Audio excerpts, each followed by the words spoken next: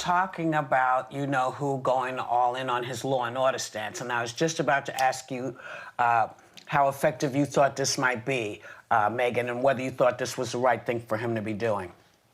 Yeah, I'm talking about the politics of this situation is really fascinating because for the first time, we're seeing him really start to flatline in polls. Biden, for the first time, has over 50%. There's a new CNN poll that just came out that has Biden up nationally by 14%.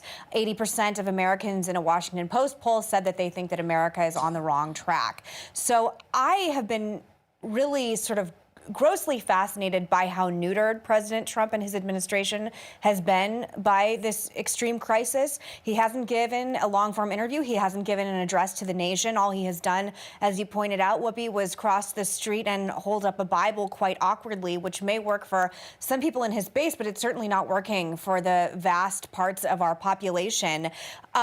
Is the message of law and order one that can be effective? Yes. Is it something that worked very effectively for President Nixon in '68? Yes. And that's the argument being made. And the argument I would make is President Nixon was an incredibly shrewd politician on many different levels. And if there's anything we've seen for the past 13 days, it's that this is a moment in which President Trump, who has always prided himself and shown himself to be this big, bad, tough guy, all I see is President Bone Spurs, who seems like quite scared of the crisis that's coming out in front of him. And it has been horrifying because our nation really needs leadership right now, and equally politically fascinating. And this, as you said, yeah, I can hear you coming in, Joy, but I do agree that you're starting to see sort of fraying in polling like we've never seen before.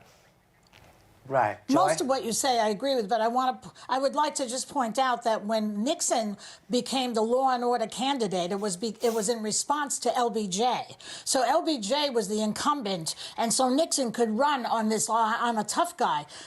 Unfortunately for Trump, he's the one who's in office. He's the one. So somebody else is going. And you say there's a little bit of a difference there. I'm sorry. There was also bombings in the summer of violence and extreme protesting in the country. I agree with you that it's the comparison that people are making right now. I agree with you that I don't think it's 100% accurate, but it is the one that people are presenting at the moment.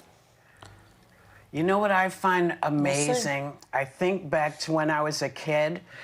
On every network, we saw people protesting, trying to get the vote. We saw how people were responding. We saw the police violence that was used on folks. And we saw it every night over and over and over. And it started to work on people's consciousness. And that's what's happening now.